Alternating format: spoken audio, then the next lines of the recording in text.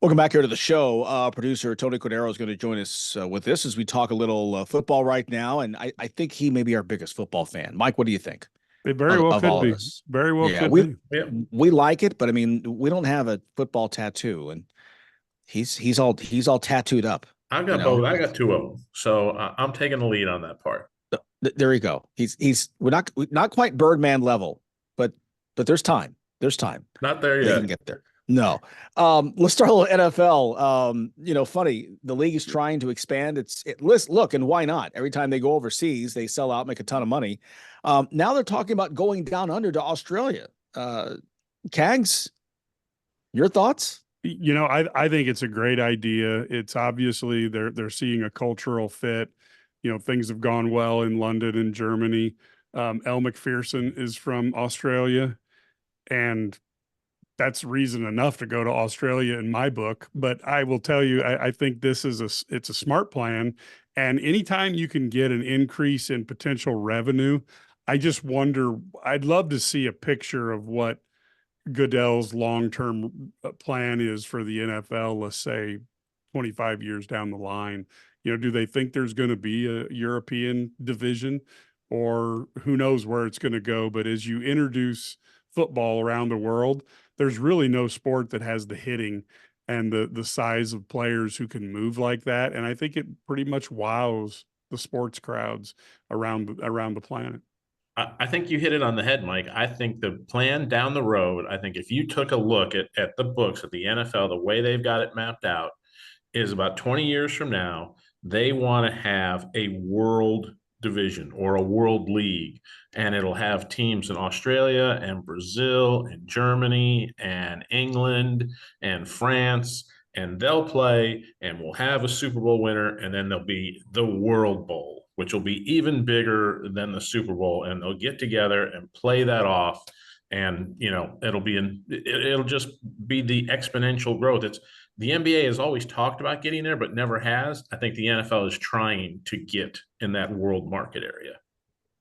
And I think that it's more doable for the NFL because you're playing once a week, right? You're not trying to play 2 or 3 games in a week. And so they figured out right now how to get teams overseas, play the one game, the bye week comes after that, chance to recuperate, that kind of thing. And you're right. I mean, if you add 6, 8 teams globally, financially, I mean, it's insane that I'm not that bright. I can't even count that high. So, I mean, NFL Europe didn't work before, but the NFL is a different game now, not only here, but also it's seen differently internationally. And if you put the top teams, the top players on those teams, it's a different story than what it was before. And Yeah. can you imagine the streaming rights that they would get for a football worldwide? I mean, talk about a machine that just prints money. You just keep Yeah. churning it out. Yeah, and live sports is what people want. I don't know that the NFL will overtake soccer anytime soon, but I think people who watch the NFL compare it to soccer will find it's a different type of excitement, and I think there's a big market for that different type of excitement. I'm looking at 6 cities right now, just off the top of my head: London, Paris, Berlin, take maybe Sydney in Australia, Mexico City, and Toronto. International, right? Yeah. Okay. It's insane. It's insane. Okay.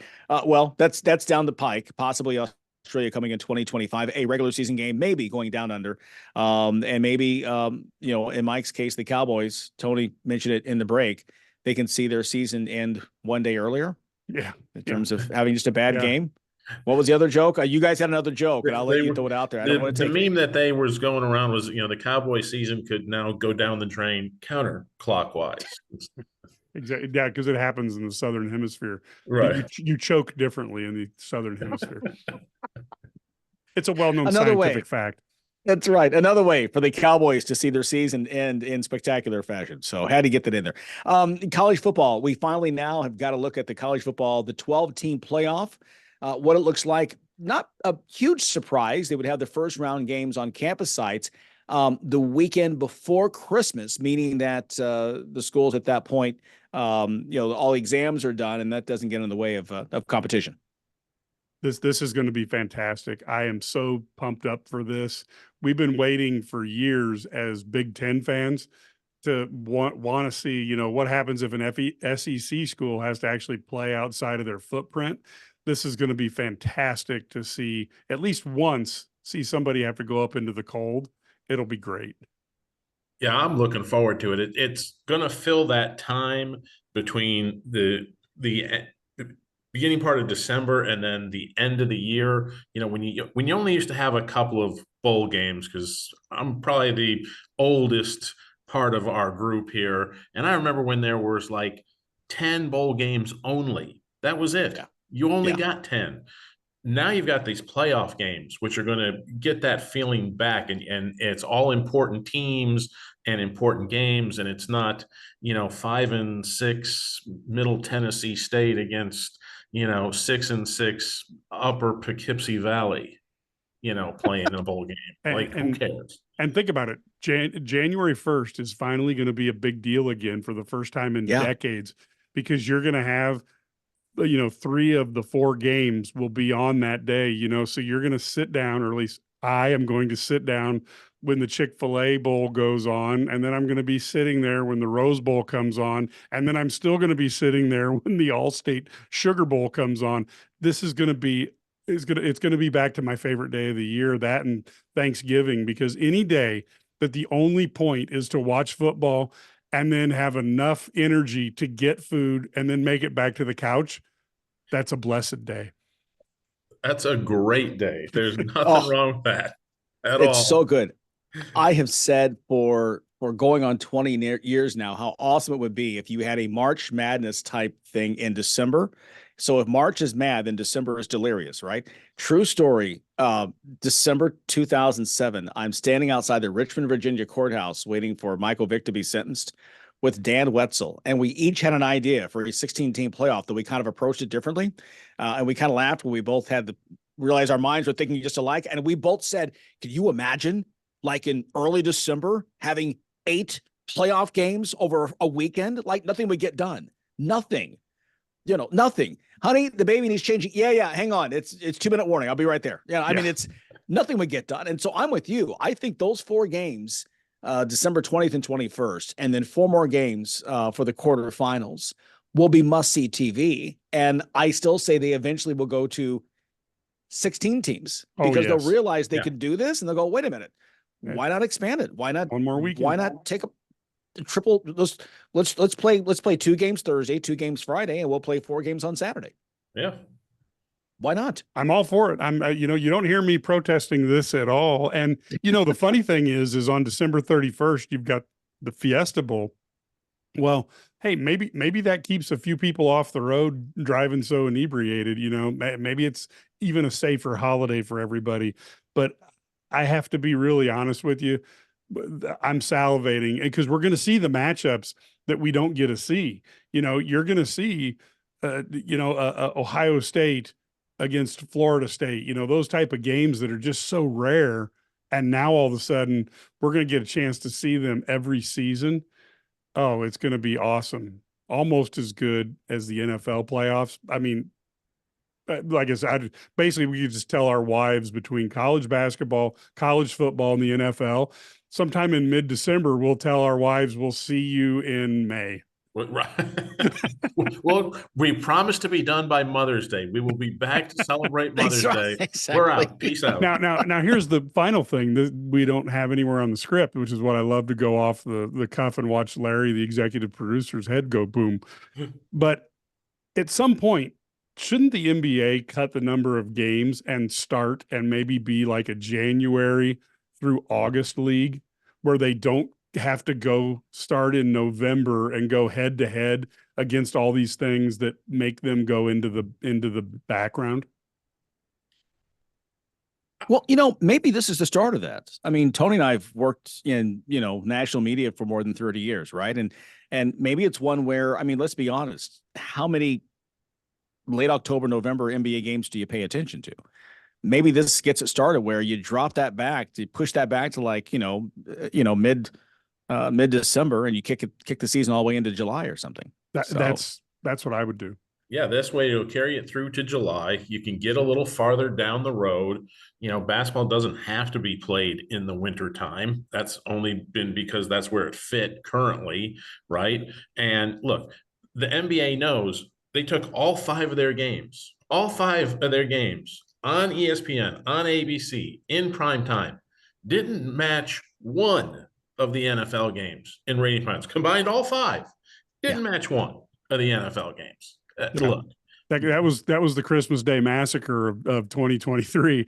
yeah, And I just think personally, as a sports fan, okay, as a sports fan, if I could get my basketball to wrap up the finals in like the second week of August, then I've only got to survive for another week or week and a half into college football. I'm good. right. And it's all about me. Let's talk. Let's shift gears a little bit. Stay in college football right now and go down to Clemson. Dabo Swinney, who just does not want to take part in the portal and still doesn't. Your thoughts? He just kind of refuses to play this game. Here's the thing I think is crazy. If I was talking to a contractor and the contractor told me, he goes, when I build your house, I don't like screws. So I only use nails. I will not use screws in this house because I just personally don't like them. That's a tool. It's nothing more than a tool.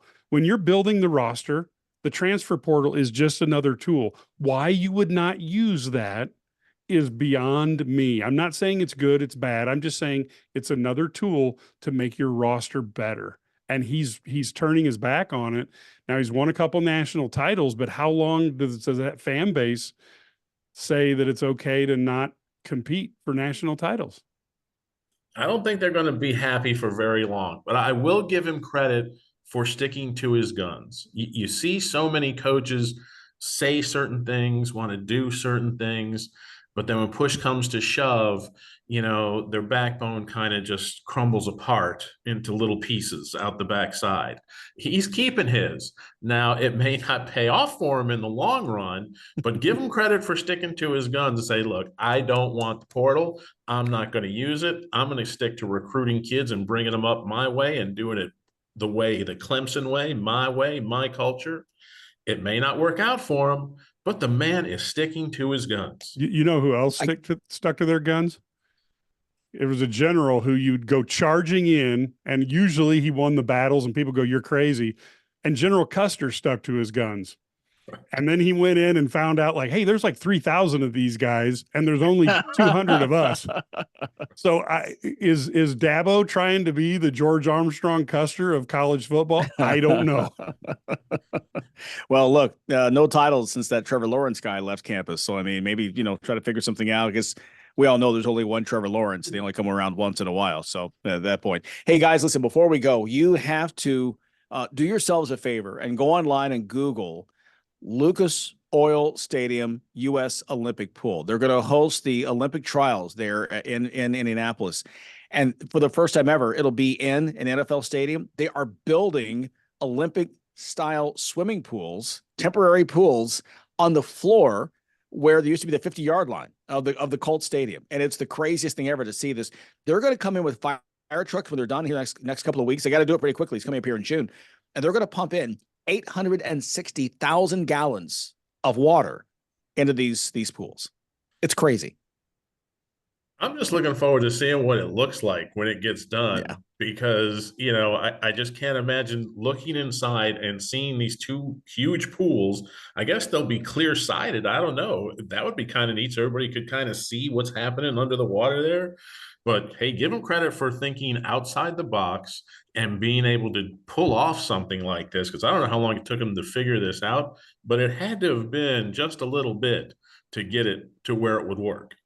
And what a great testament it will be, because people will tune in to see this and just out of curiosity, and then they'll get to see some fantastic athletes, and maybe these folks will get a few extra eyes on them and appreciation for the sport. That might be the boost that the swimming and diving type of athletes need to get another generation, and maybe maybe that generates another Michael Phelps or Mark Spitz.